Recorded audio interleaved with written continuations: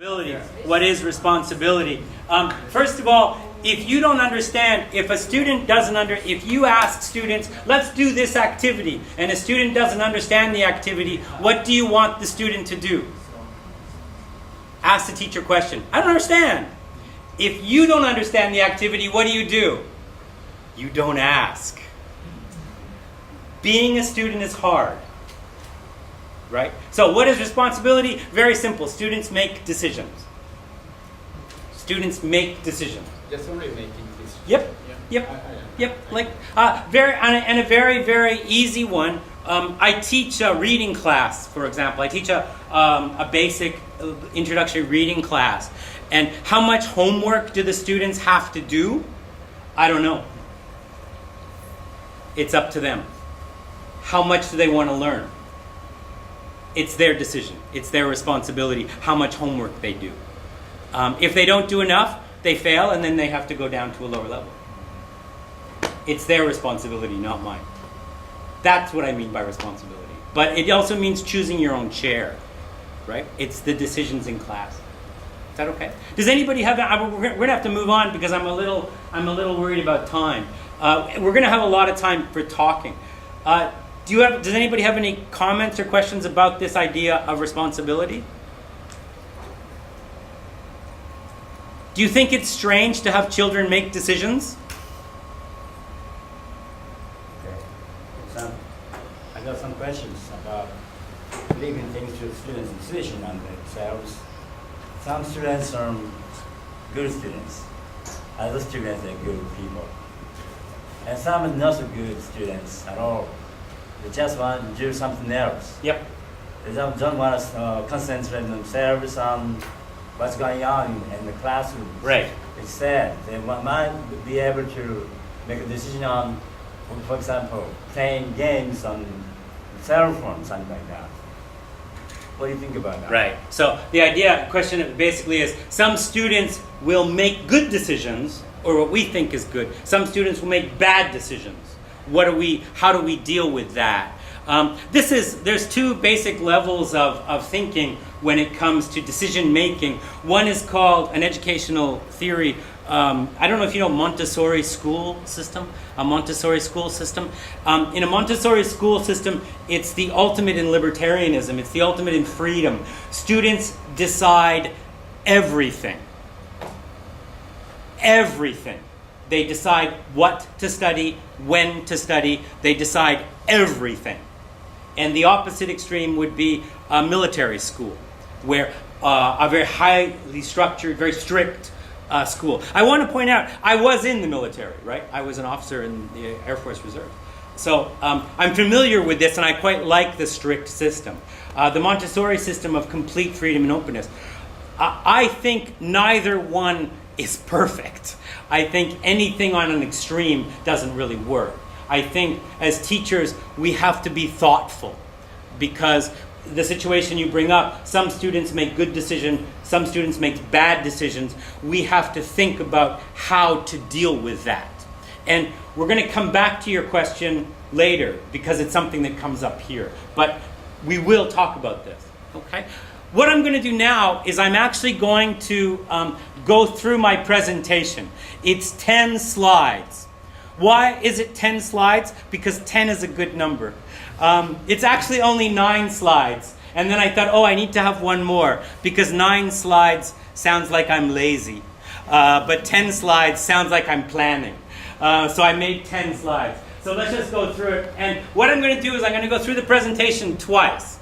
The first time I'm going to go through the presentation, I'm going to talk a lot, and I'm going to talk fast, because I talk fast and I talk a lot. The second time I'm going to go through it, I'm going to be slower, and that's when we're going to have more discussion and address questions like yours about how do we do this, okay? So what I'm going to present is basically what Sasaki-sensei and I and a fellow named Luke, one of our other researchers, have been sort of things that we believe after so many years of looking at this, okay? And then we can talk about it. First of all, English in English. Seriously? I put the word seriously because seriously, we can't teach English in English, right? First of all, lots of teachers don't speak English well enough to teach English in English. Secondly, our students don't care. If we teach English in English, they won't listen. The textbooks and the material that we have isn't suitable for teaching English in English. We don't have the training. And at the same time, seriously, this is a serious issue. It needs to be done. We need to teach English in English. So the use of seriously, I thought, really works in both ways. Like, seriously, we can't do this. And seriously, this is a serious thing. The world is changing. And we need to deal with it. So first of all, did that work? It didn't. But first of all, why do we have English in English? What's the reason for this? Government directive that we basically, Mambu Gagakusho told us, students desire, we know most students don't want English in English. Parents desire, some parents want their children to be able to speak English, but that's not where the English in English is coming from. Business desire, the business community is asking for more people who speak English. That's true. But are they saying English in English? The business community really doesn't care how we get more students in English, but they want more students in English. Changing world needs. I think that's the most important one. As I said, we do a lot of our work in Asia because, I don't know if you know this, I don't know, this is maybe a secret. Japan is part of Asia. I know, you're surprised. You think it's part of America, but it's not. It's part of Asia. And if you travel to China or Korea or Taiwan or Vietnam, guess what? You look a lot like Taiwanese and Vietnamese, more than you look like Americans. And I don't mean you personally, I mean the society. There's a lot of similarities between Vietnamese society and Japanese society. A lot more than between Detroit and Osaka. You're Asian. One of the things that's happening in Asia is that your companies, Toyota, Panasonic, Mitsubishi, are going to China and Thailand and Vietnam, and they're opening factories. And they're closing things here, and they're opening them there. Uniqlo is replaced department stores for selling of clothes. Where are they getting their clothes from? China. If you go to Vietnam and you go to the industrial region of southern Vietnam, huge amount of factories, massive amounts of foreign workers. They're Korean, they're not Japanese. Why? Koreans speak English. You don't. 20 years ago, 15 years ago, if you went to the industrial region, what you saw were Japanese companies. Now you don't. You see Koreans because they speak English. If you go to China and you look at the manufacturing base, what you have is you have Korean manufacturers, Chinese outsourcers, and everybody speaking English. And then you go to the Japanese factory and you have the Japanese bosses speaking Japanese. They hire local people who speak English, who speak Japanese, and do the translation. They're not doing the connection. Who's moving faster? Korea. Much faster. Much. How are Japanese companies dealing with this? They're sending more stuff out of the country. Japan is it's losing. And that's a fact. That's not, and will Japan be successful 25 years from now? Of course it will be. Japan is a huge economy, huge manufacturing, but internationally, who's winning? Not you. Why? Because you're not taking a global view. And what's a global view? A global view means you have to be speaking English to talk to people. You just have to be. More and more companies are sending people overseas and they're hiring people who speak English. Our university, our lovely department is making little Japanese people who speak English. Guess what? They're getting jobs. Because they speak English. Especially, a lot of our students go to Asia for a year and do overseas study. Especially those students are getting jobs. Guess what? The world's changing. And unless there's a shift in education, our students, and I say our students, I've been here 21 years. I'm still here. our students won't be ready for it. And that's just a fact. And that changed 10 years ago. It was easy to see. And it was easy to see if you went around and looked. It was just, and everybody was noticing the shift. Things are changing. Is change good? Is it bad? Who cares? It's going to happen. Some people say, no, change is bad. Japan is traditional society and we have to blah. Who cares? Change is happening. Oh, change is good. We should have change is good. We should. Who cares? Change is happening. If you don't believe change is happening, think about your days as a junior high school student and society, and think about now. We changed. You can't stop change. Societies naturally change. So, we have to understand the fact that things are changing. We have to change with it. And we, as teachers, we are not teaching for today. We're teaching for tomorrow. Our students will be parents in 10 years. What is the world going to be like in 10 years? Not what is the world like now. Not what was the world like 15 years ago. What's the world like in 10 years? As teachers, we're leading them into life. So we have to think about that. And we have to prepare them for the future, not prepare them for the past. And the discussion which some people have, change is good, change is bad, to me it's an irrelevant discussion. It's useless because it's happening. And easy symbols and easy signs, look at the manufacturing sectors of Japan. The change is already occurring. Having the discussion whether it's good or bad, not useful. Are you ready for the change? Yes! Ganbare Nippon! Oh, probably not. In small letters, probably not. No, probably you're not ready. Probably not. And the reasons for this become quite complicated, and a lot of it's opinion. The basic reason I think we're not ready is because we're teachers. And we are trained, we are educated based on a model. And the model's changing.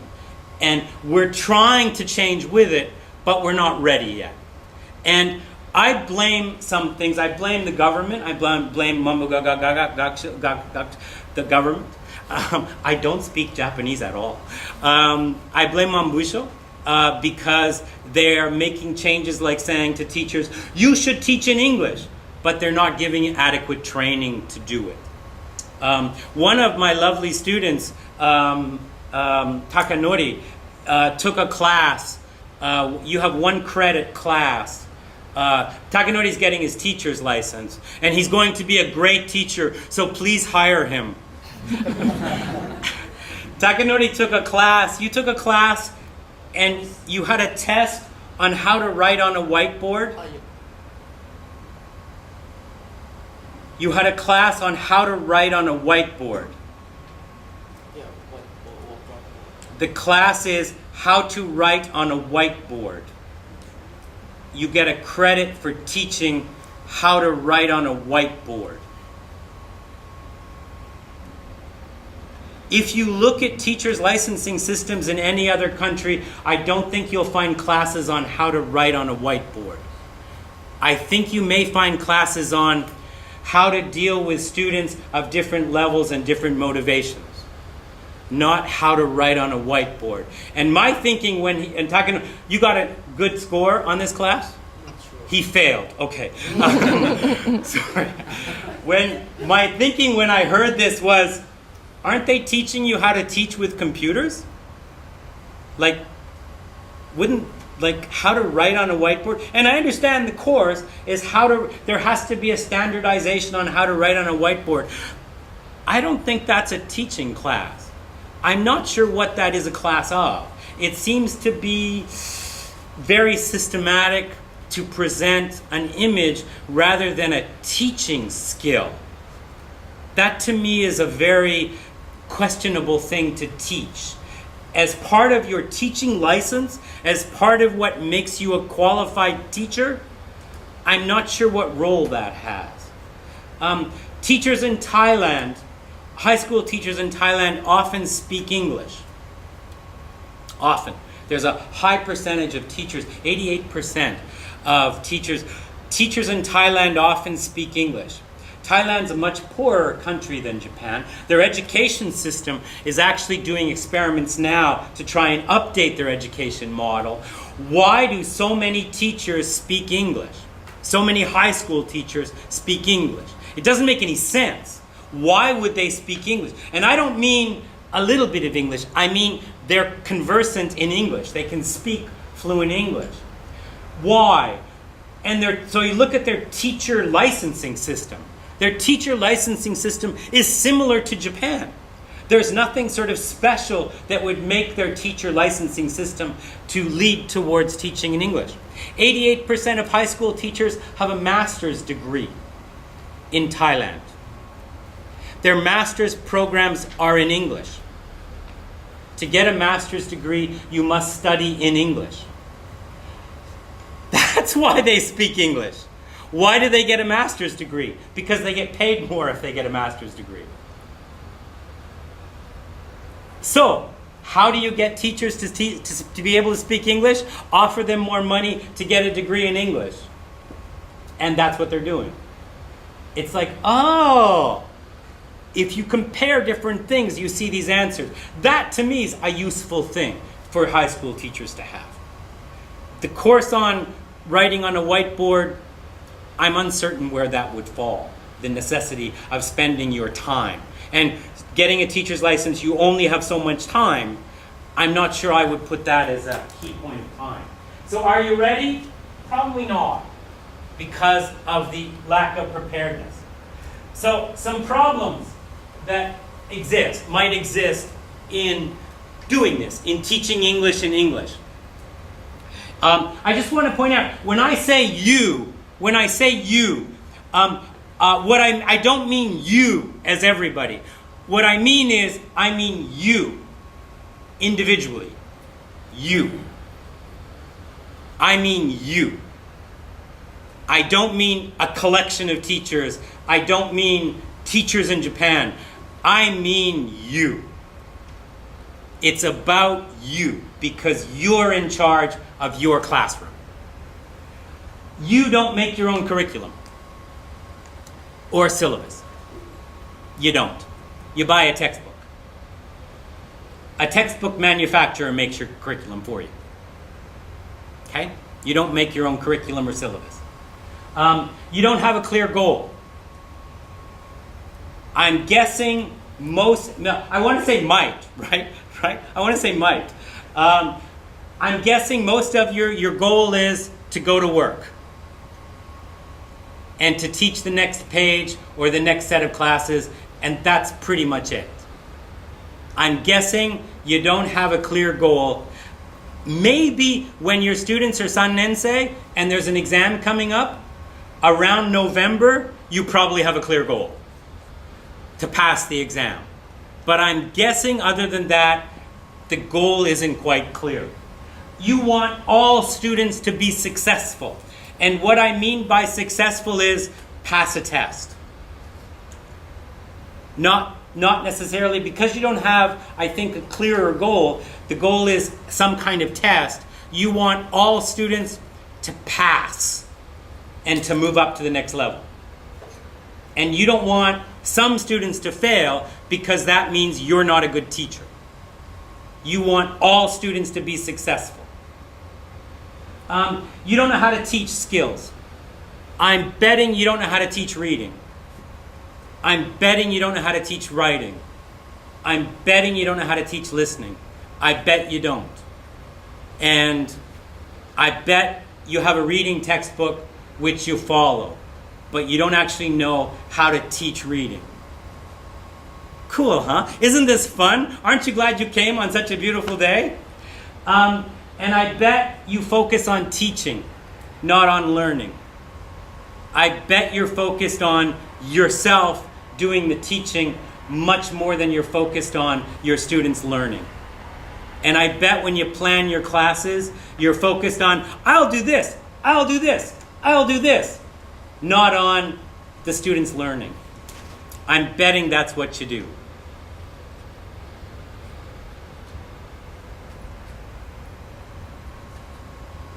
Wow, now you're really quiet. Okay, we're going to come back to this. We're going to go through the whole thing and come back.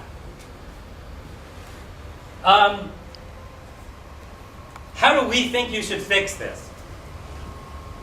We think what you should do as a teacher is two basic things. Identify who you are and what do you know. And this is basically what we're asking here is a realistic assessment of who are you? And what do you know? And secondly, identify what you want to achieve. And in the world of teaching and in the world of getting a job and in the world of making money and having a family and paying bills, and Kenta just started working. Hello, Kenta. Kenta just started working as a teacher in April. So I saw Kenta look for a job, take the teacher's license, fail terribly. You should hire him. No, he passed. He'd take the teacher's license, do amazing, very good, rush, get a job, start teaching, and he's so busy. Making a goal and planning seems like impossible because there's no time. And now you're the king of volleyball, right? So, which is like great. He's lost 7 kilograms. I want to be king of volleyball. There's no time to do this. And this is fairly basic, right? You're teaching. So, what do I mean by identify who you are and what do you know? Who are you and what do you know? What are you teaching? Okay?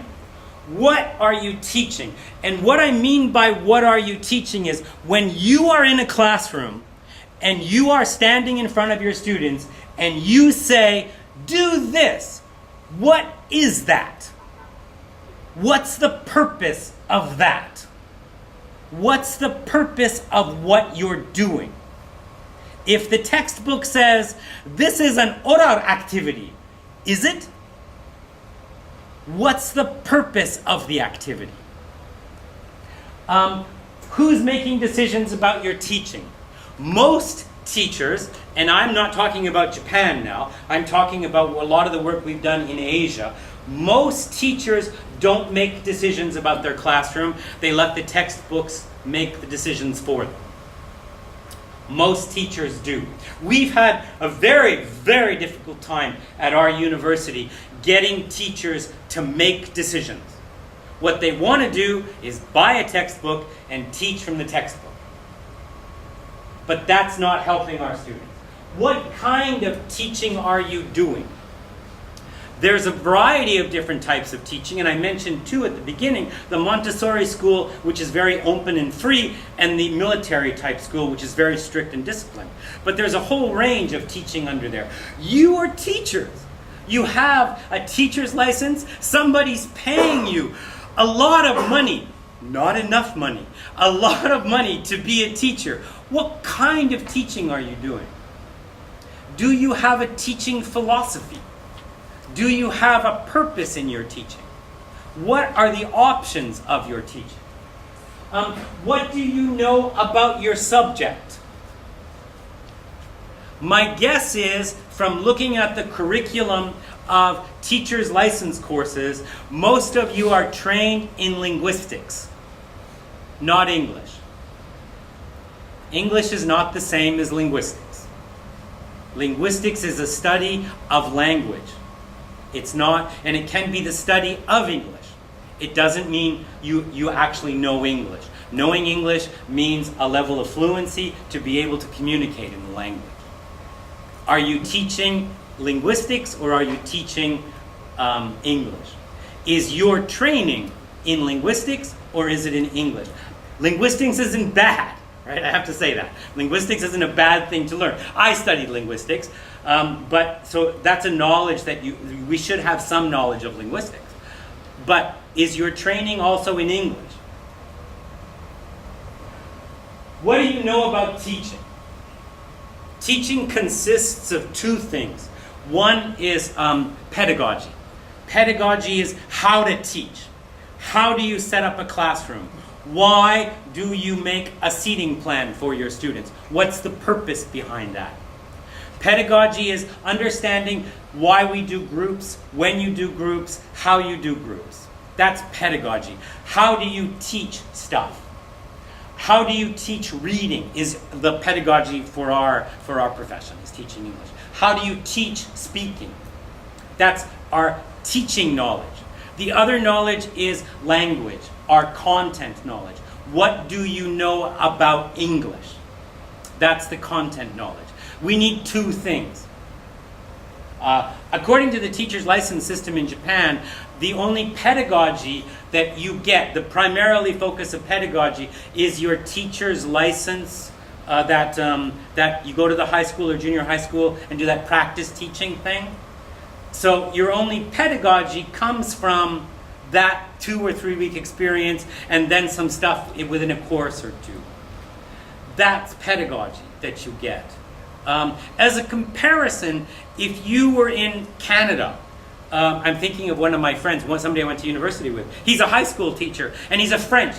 He teaches French. He teaches French. To get his teacher's license, he finishes a 4-year university degree, then he goes to a 1-year university. And the 1-year university is 12 months, 5 days a week, no vacation. And within that 12 months, he has 3 months at a high school. And who judges him are not the teachers at the high school, but his university professors whose specialty is education, to focus on how to teach. His content is he must be completely fluent in French. And he is. And so they break it down, they divide their teaching into 2 areas. One, he must first be fluent in the language before he can enter into the teaching college of 1 year. And that's a standard North American, Australian, British, Western model of getting a teacher's license. The teacher's license, the pedagogy focus is a year of how to teach a classroom. And that includes the content skills, like being able to teach reading, writing, speaking, things like that.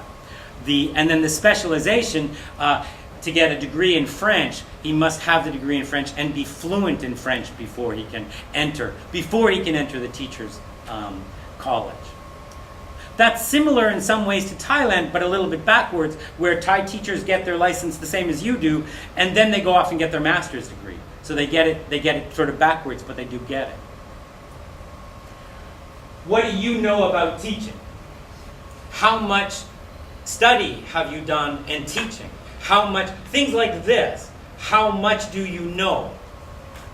That's what I mean by who you are and what do you know.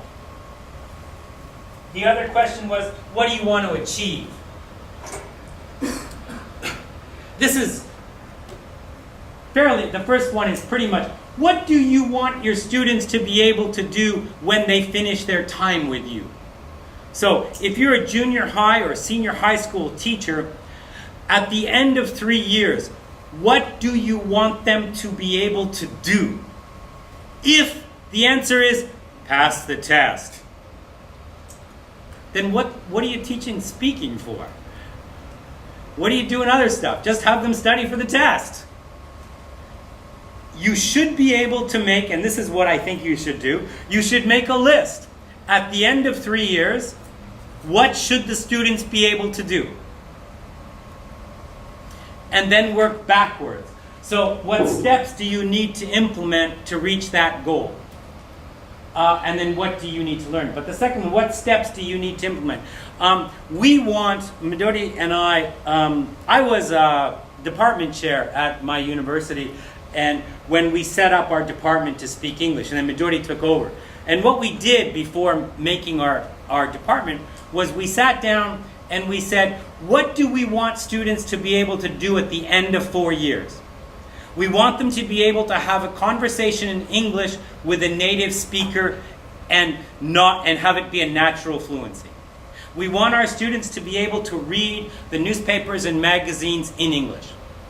We want our students to be able to get a good job teaching. We want our students to be able to have a choice in getting a job where they can use English. And then it was like, okay, that's what we need in 4 years. So what do we need to do today? April 1st, first day of class, what do we need to do today to make that goal happen? And what we do is we scare them. We only speak English. In fact, before they come to school, we only speak English to them. When they come to open campus, we speak English to them. Only. And we get them shocked. We tell them, homework's hard. Before they start, what do we need to do today to reach that goal in 4 years? Do you do that? Probably not. So, you look at the goal that you want to implement, and then you work backwards. What steps do we need to take? And then, what do you need to learn? This actually was this is a really difficult thing. It's very difficult to admit. You know, I don't actually know what the goals of a reading class are. Like, I remember thinking that. Like, well, I don't actually know what to do in a reading class. And then having to sit down and myself go and start studying what's the purpose of a reading class? How do I teach this? How do we do it to achieve? What do I need to do to be able to achieve this? So, those are the two questions to help overcome the problems. And where this comes from is basic things we believe. We believe failure is important. We believe having our students fail is important. Because if they fail, they learn. We also believe we fail. Stuff we try doesn't always work, but we learn from it. Failure doesn't mean stopping. Failure means learning. Don't put limits on students' ability. Kenta was telling me this morning that he's teaching Ichinensei, right? You were saying Ichinensei class. And what was the phrase? What does nani-nani mean? How do you say nani-nani in English? And he was saying when he first meets Ichinensei students for the first time, he was really surprised. He would give them a phrase in English, and they would be really excited. And they would say, they constantly are using this phrase with you, right? They use it a lot because they're excited to learn the phrase, and they want to try. We know this, and we know this from research. Ichinensei junior high school students are excited about English. Sannensei junior high school students hate English.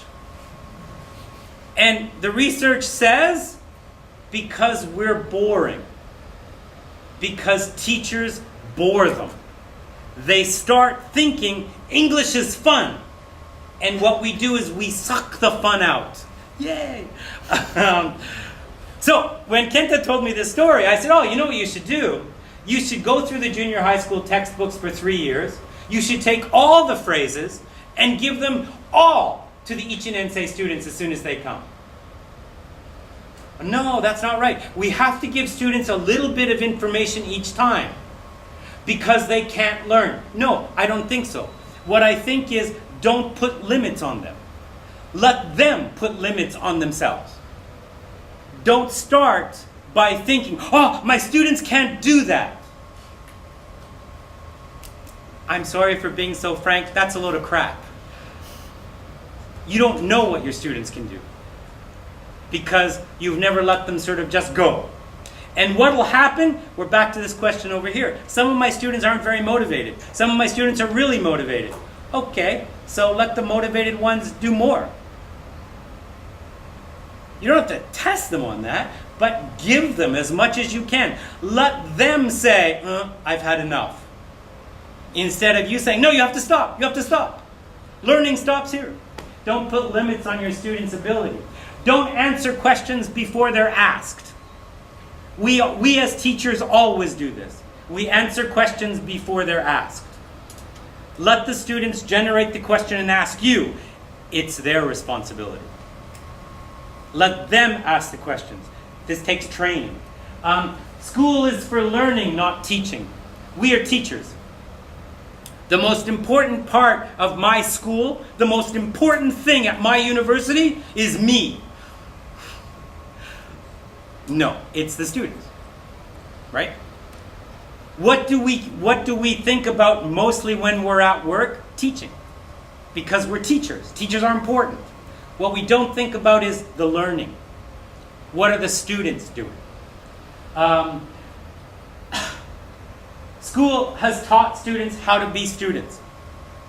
If you want students to change, you have to change how they learn.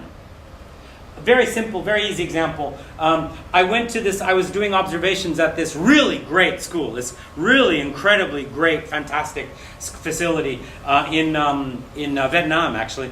And I went to their classes for 2 or 3 days to observe what they were doing. And I've been back many, many times to this place. They're really fantastic in creating language learners and really high-achieving students and stuff. Dirt poor, like really poor place. Anyway, I'm in the classroom and I'm watching these little kids, 6, 7 years old. And the teacher says like, "What color?" And the kids are yelling, "Blue, red, blue, red." And the teacher's going, "No, raise your hand. Raise your hand. Sit down. Be quiet.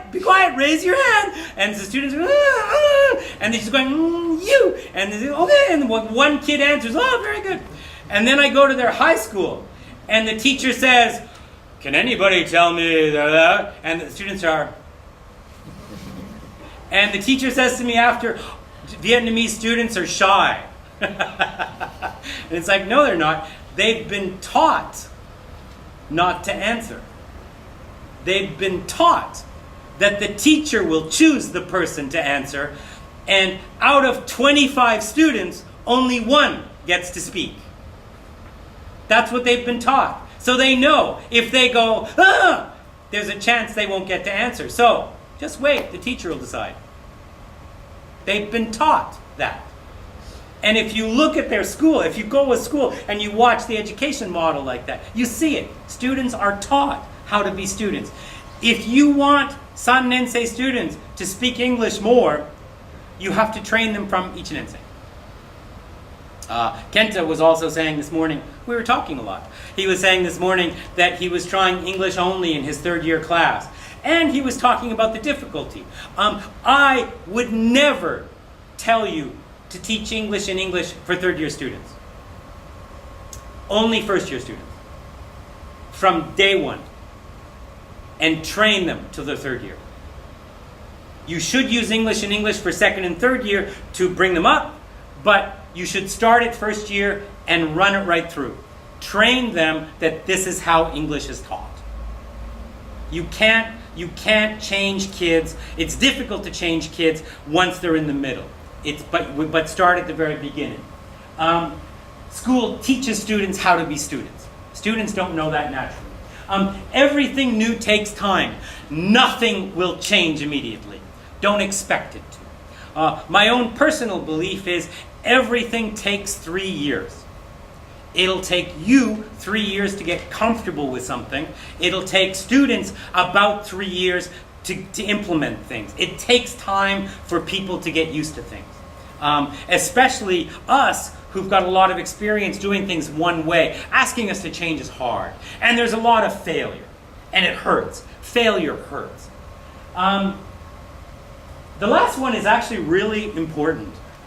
We tend to teach how we learned. When we enter a classroom, we are very comfortable teaching the way we learned. If you're a junior high school teacher, what you tend to do is you tend to think your experience in junior high school as a student is the right way to teach. Times have changed. And this point here is a very difficult one because we'll feel that something's right without really knowing why we feel it. And this is a hard one to change. But if we see 2 choices, we'll tend to go back to what we've learned as kids. At junior high, senior high, university, we tend to teach as we teach. This is a universal. This is regardless of culture or regardless of subject. The research on this is really quite strong, that we tend to teach how we were taught. So changing ourselves is really hard to do. This is my 10th slide because I needed 10. I'm probably wrong about many things. I'm possibly wrong about many things. I'm certainly wrong about many things. I'm often wrong about many things. I'm wrong about many things. So where am I wrong? One of the things that we know that in our research, we make a lot of mistakes. We've made a lot of mistakes from the beginning. We'll continue to make a lot of mistakes. We don't know the answers. We ask a lot of questions because we're not sure. We have beliefs about teaching and about you and about teachers in general. But we could be wrong. We don't know yet. And no one will ever know for sure about teaching. Teaching's a constantly changing, constantly growing profession. But I'm probably sure you disagree with some of the things I've said here. So where do you disagree? So let's go back. First of all, this is where we started. Is there anything you would like to ask or comment about what we said? And because I'm a great teacher, what I'm going to do is I'm going to take just a little bit of a break, and I want you to talk to the lovely people beside you and just talk about what you heard and see if there's anything that strikes you you'd like to comment on or ask questions about. Okay? Anything. Go. We'll give you, how about until 11:05? All right? So, comments or something they would like to ask or talk about?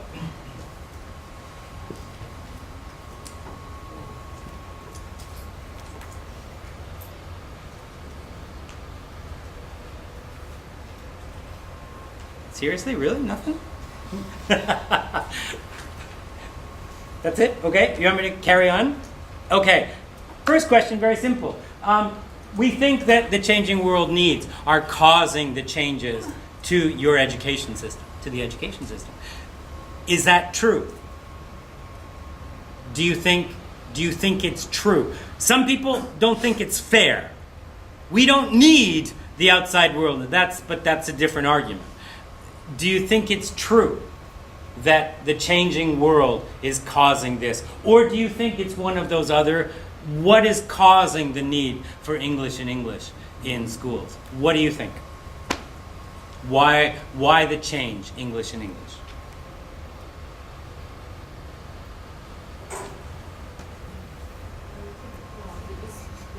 Why? Why the change? Why is it changing?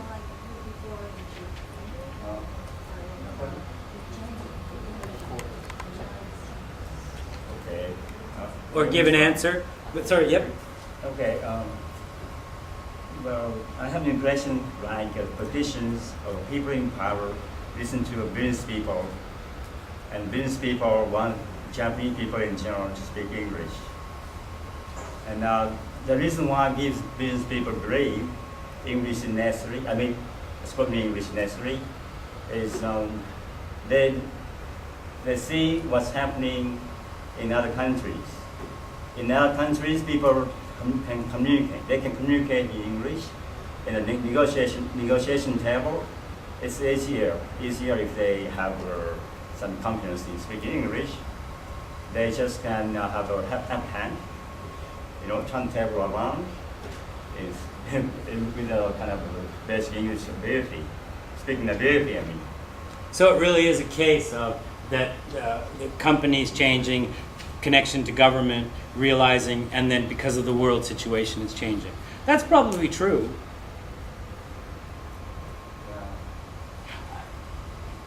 If you agree with this, right? If you agree that we're doing English in English because of the changes of the world, okay, you're teachers, right? Your job is to enter a classroom with 20 kids, 40 kids, and your job is to teach them. Okay, you know, not all your students will be able to speak English at the end.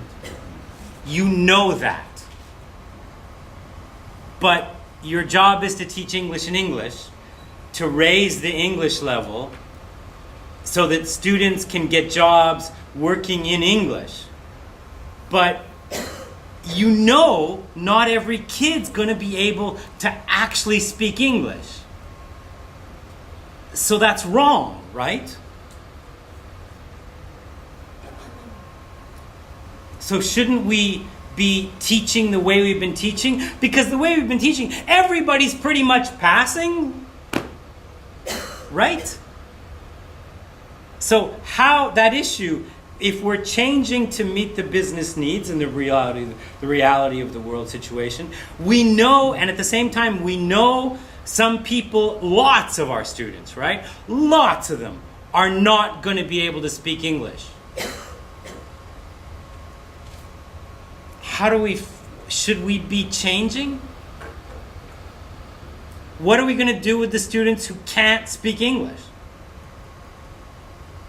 Hey, talk to your friends. A society's need. It's coming because Toyota needs people who speak English, right? I mean, that's true. We're the ones who actually have to make the change. You know, when you read in the newspaper and people say English, what they're talking about is you. You have to make the change. And you know not every kid's going to be able to be successful following this. So basically, you're going to make a change where you know there's going to be failure. I don't want to say a lot of failure, but there's going to be a large number of kids who can't do this. And that's your job, is to make the change to meet this goal. So, does anybody have any comments or questions? Come on. Come on. And don't worry, if you say something bad, I'll say, way to go!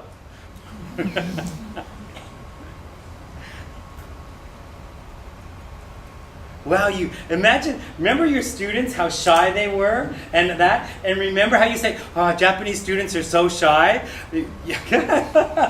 Why are you being so quiet? Does anybody have any comments or questions about this?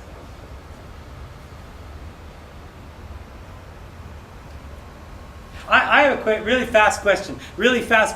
If somebody says something, not you, if somebody else says something, will you think, what a stupid person? Or will you think, oh, that's a good thing to say? Will you think, what a stupid person? Who will think, what a stupid person? Nobody? Will you think, oh, that was a good thing to say? Will you think, what? That was a good thing? You'll think, will you think, I wish they would shut up so I can go for lunch. So, sorry, you had something to say, Ken? Why students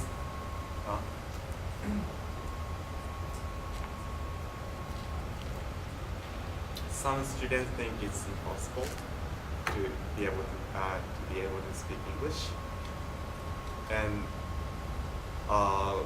we had a talk about students who think they don't need to be able to speak English because they're not getting a job related to English, and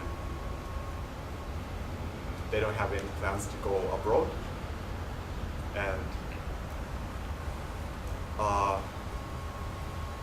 my thinking is that students don't know about the huge worlds changing because they're in a small community school, and their knowledge or image about the world is so limited.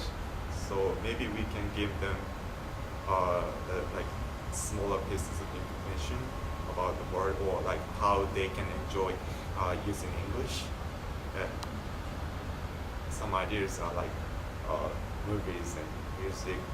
Like they enjoy watching movies, and if they can understand English, they might be able to watch English movies without subtitles. Right. So basically, if a student rejects the notion of English entirely, why do I need to study this? is a teacher's job can bring reasons to the student. Students may not understand the wider perspective, but they might understand movies or something personal. How many 14-year-olds really understand why they're studying history or math? Kids often don't like subjects, right? But we don't think, well, we don't have to teach them. But students thinking about it. And there is an emotional feeling about English, right? It's scary to speak in English. It's scary to speak another language. So it is different from other subjects. But yeah, we can certainly bring in stuff. I think that's true. We at our university, in our department before, we recruited students who wanted to speak English. And many students, when they showed up, really wanted to speak English. But they didn't want to, really. And they wouldn't say anything. So even kids who say, I'm really motivated, sometimes aren't. That's just true, yeah. Great. Fantastic. Does anybody have any other comments or questions about this? If you don't, I'll go on. But if you do, now's the time. Anybody? Anybody? Anybody? No? Okay, I'll go on to the next slide. Change is good or bad? Yep. Are you ready? Maybe no. Problems that might exist.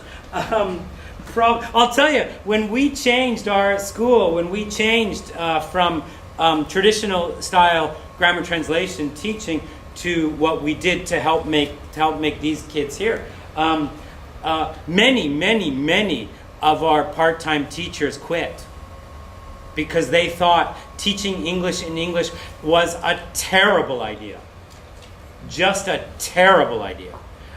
They thought that it was just wrong and completely terrible. And even now at our school, there's a lot of pressure to change back to teaching English and Japanese. And the answer is really simple.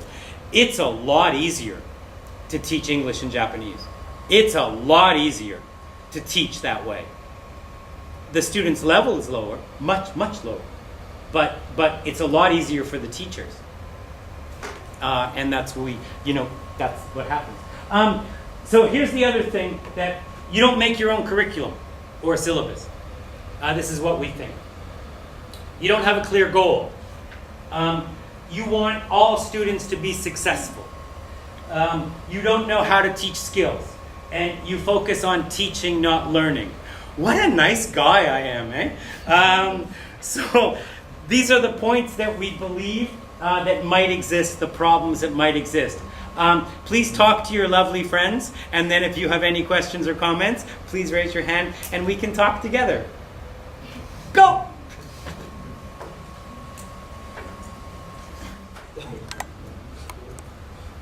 I'll start out. Somebody brought up the young lady here, the teenager here. She brought up that you guys have 40 students in a class, and the difficulty of that. Okie dokie. And this is partly us, but it's also partly looking at things. You can't change that. That's a reality. You have 40 students in a class. I don't teach 40 students. I teach 8 groups of 5. So to me, a large number of students is not the problem. The problem is the teacher needing to know how to do group work and how to organize their class into group work. Remember at the beginning, and I talked about responsibility of students. I think we have a responsibility to learn what to do. And I realize we have issues with time, and I think Mambusho is really not fair, and I think boards of education are really cheap, and I think there's lots of problems for teachers, but I think we have a responsibility to learn how to fix the problems, especially things like that. That's a classroom management issue, pedagogy, learning how to teach. And so learning how to use groups. I've had classes, and not just 1 or 2, I've had a number of classes with 40, 60, 80, 100 students. in teaching conversation. And I've never, ever taught 100 students. I would organize my class 10 groups of 10, 20 groups of 5. So I'm not teaching and I don't organize material for 100. I organize it into small pods and then give the responsibility to them and things like that. That's how you'd organize it. It's a different way of thinking. When you're working with groups, you're not the most important person in the room, or your responsibility changes. So that's one of those things that happens. You got a problem, look at the problem and figure out how to fix it. And figure out, what do I need to know to fix it? And because things are changing. Is there anything else? Would somebody like to bring up something from this, or something you talked about with your group? Yep. I think one of the problems is that English teachers don't have clear goal. It's true. And another problem is that some students who don't like English are not really with English in English, and they might get angry or they might be panicked. And besides that, English teachers have not been taught how to teach English in English. That's maybe the biggest problem. Right.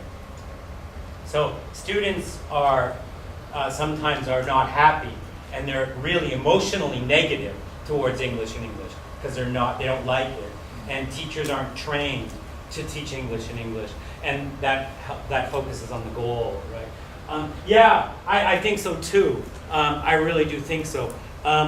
I think one thing is, and this is where I say you start with Ichinensei, you basically don't tell students you're teaching English in English. I think you just do it. You don't tell them, this is what we're doing. You just do it. I also think, especially if we're talking like from junior high school to high school, so 6 years of education. If you're thinking like that, if the junior high schools do it, it's going to be much easier for the high schools to do it. If the junior high schools do it, the teachers need to know teaching English in English does not mean never using Japanese. What it means is the basic language of instruction is English. But explanation can be in Japanese, especially for lower level. Much like that idea of goals at the end, you need to think about, well, starting out like this, but being able to utilize Japanese first language in it at places, and then slowly, you basically start out with the idea of English-Japanese, and this isn't clear, but English-Japanese, Japanese-English, and then Ichinensei first, and then it slowly changes. It's not an automatic English-only place. Right? English in English is not the same as English only. But it also doesn't mean junior high school Ichinensei and Koko Sannensei is the same amount of Japanese. It shouldn't be like that either. There should be a transition phase. There should be a mixture. Where is that? It's going to take us a few years to find out. Right? It's not going to happen right away. I think that's one element, is that you don't think of English in English as English only. But it's not also a static, this is how it's going to work and it's going to work this way for 6 years. It doesn't work like that either, because there's going to be transition between English and Japanese. And the second point about kids being upset and nervous and things, I think, again, part of us is to make the classroom more friendly. I think that's part of it. My students, especially my Ichinensei students, they think I'm really fun. They think I'm hilarious. I'm so much fun. They think I'm really friendly. I'm not really friendly. I'm not. I'm really fun with Ichinensei students, but I'm not really friendly. And when they become Ninensei and they get to know me better, they realize, oh wait, he's not my friend. But we set up the classroom so they think their feeling of fear goes down a lot. And it's planned so that they have a lot of fun at first, because we know it's hard. And we focus also on creating a nice atmosphere and creating good feeling. And they mistakenly believe, oh, my teachers are really fun and we can have fun together. And as they get older, they realize, oh, no, wait. He's old. And it's like, right, I don't want to hang out with you. You're 19 and you're boring. And they make that mistake. But initially, we do a lot of focus on getting the students to have fun and getting the students to think, wow, my teacher's not that person over there who yells at me. My teacher's this. And that's part of creating the atmosphere, because we know it's scary. It is scary for kids. Much like you guys when you first entered. You sat far away. I asked you something and you were all very quiet. It's scary. And it takes time for them to get it. And it takes time. Okay. All right. So, not perfect answer, but I make mistakes. I said so. Slide number 10. Any other comments or questions on this?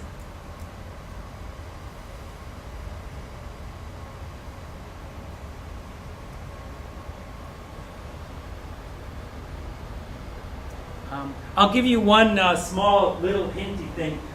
This is I was looking at because I'm so hardworking. I got a textbook. Somebody told me some teachers in Wakayama use mainstream, so I read this, and this is the curriculum, right? Which you would use.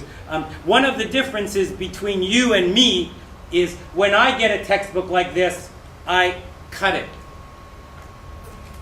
entirely, because now I'll make my curriculum. I don't follow their curriculum. What do I want to teach?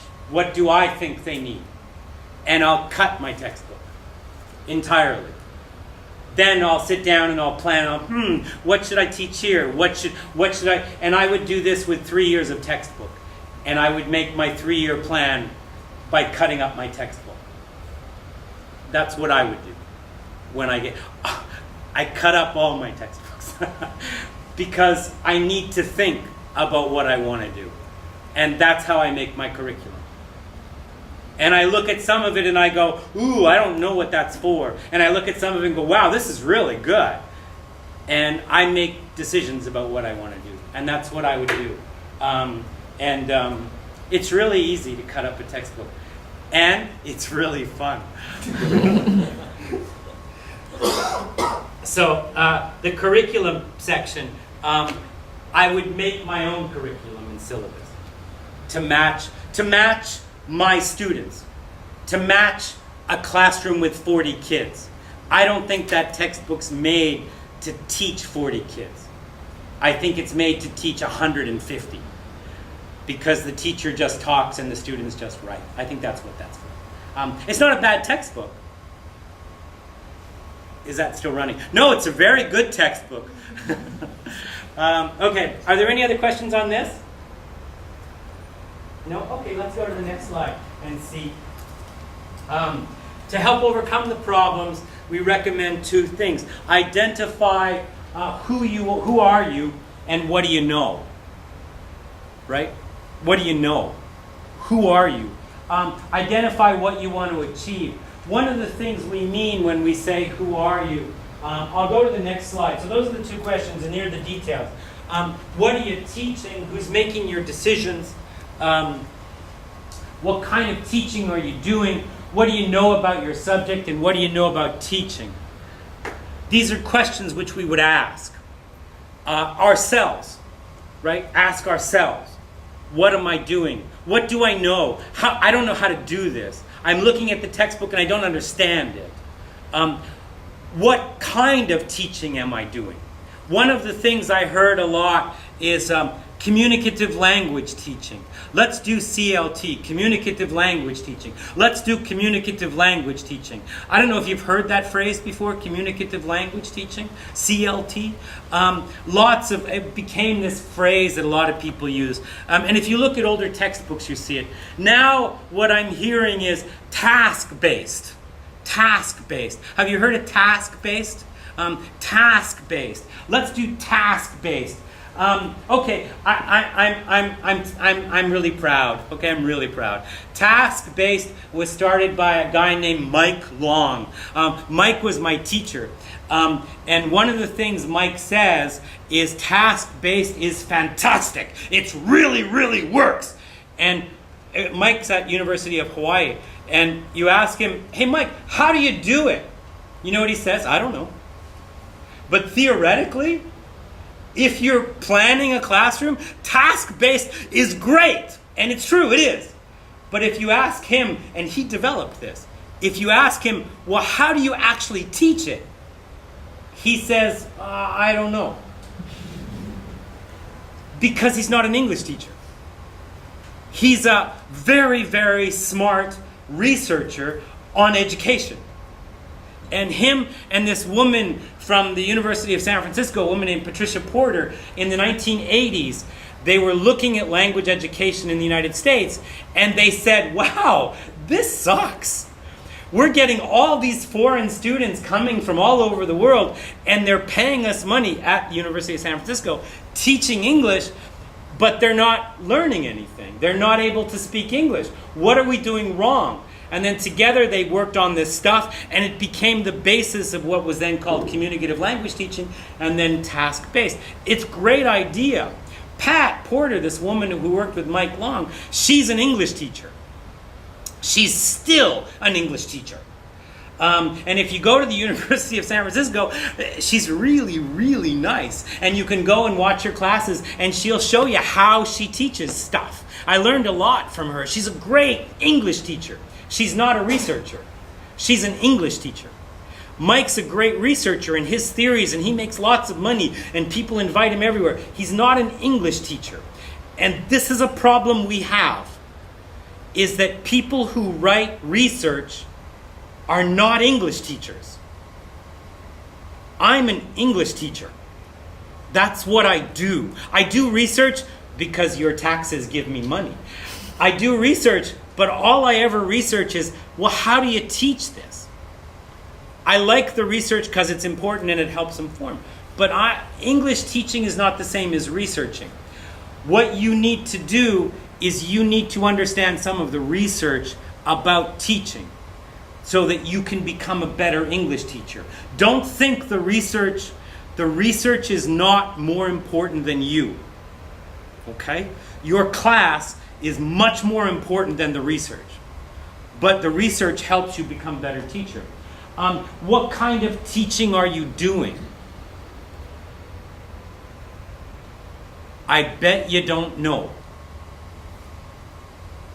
What you're probably doing is teacher-centered, where you walk in, you have all the information, you give students a little bit of the information at the time, and almost all the information you're giving them can be tested. And that's why. If the information can't be tested, you're not giving it to them. It's not important. So you're teaching to a test, even if that's not what you're saying. And you're keeping all the information for yourself. And you're giving it out in little bits. So your students are basically constantly waiting for you to give them stuff. It's called teacher-centered. And it's very effective if you want to be a psychiatrist or a doctor or a lawyer, where somebody knows a lot and they're going to give you the information they have. But as for language, we need our students to be much more active. We need our students to be participating in the class. That's called student-centered, and that's different. That's the difference. So those are the questions. This is from the first one about how to fix the problems. Who are you and what do you know? So please talk to your lovely friends about this.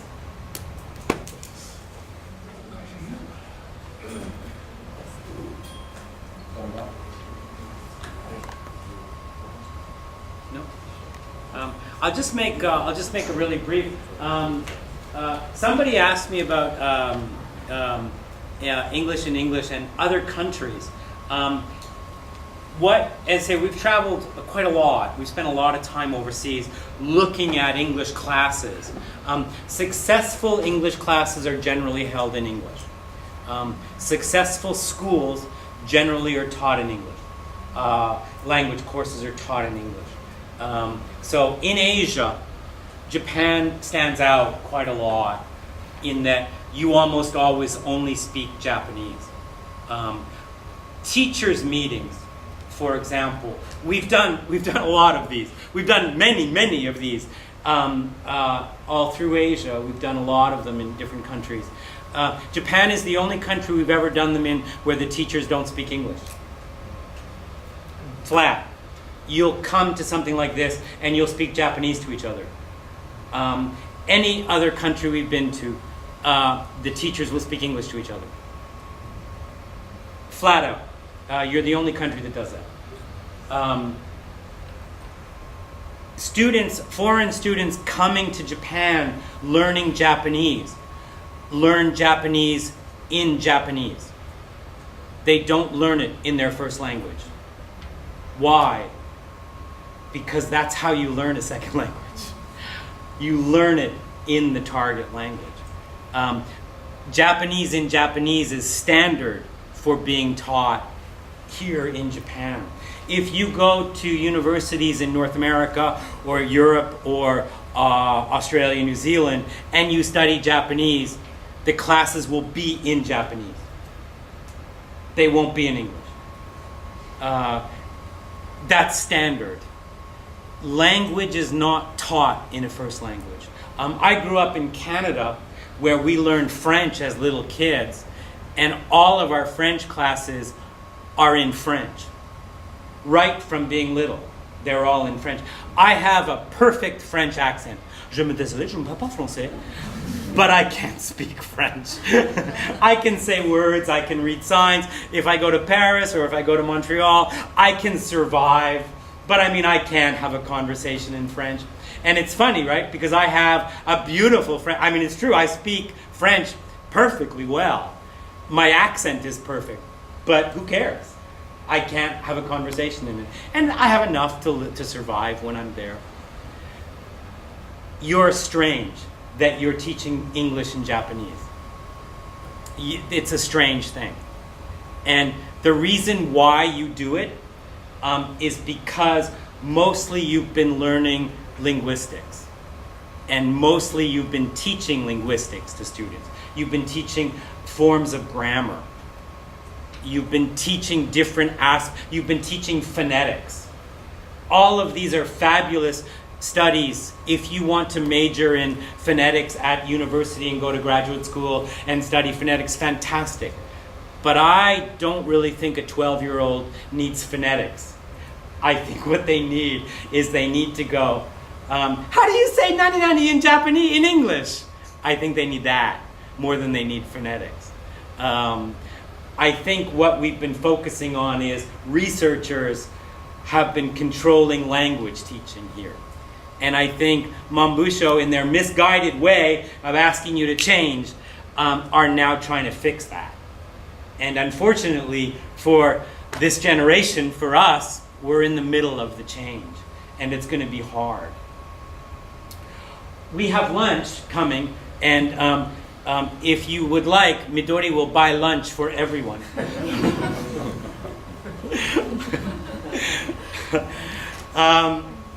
When we come back, we would like to have one small conversation with you about, do you think, all of this is being said, but do you think we should be teaching English in English? The change is happening, but do you think it's a mistake? Some of our co-workers think it's a terrible mistake, and we should be drilling students in grammar and vocabulary lists and things like that. Some people still strongly believe that English in English is a terrible idea. We don't. Midori and I don't think so. We think it's a good idea. What do you think? Because you're the ones in the classrooms actually doing it. Do you think it's a bad idea? Do you think it's a good idea? And At that point is where we'll talk when we come back from lunch. Okay? Thank you very much. Midori, you going to buy lunch for everybody? Let's not do this. So, what do you think? I'll give you just a few minutes to talk to your beautiful and wonderful friends. If your friends are not beautiful and wonderful, change desks. And then please share your ideas. Okay? Go.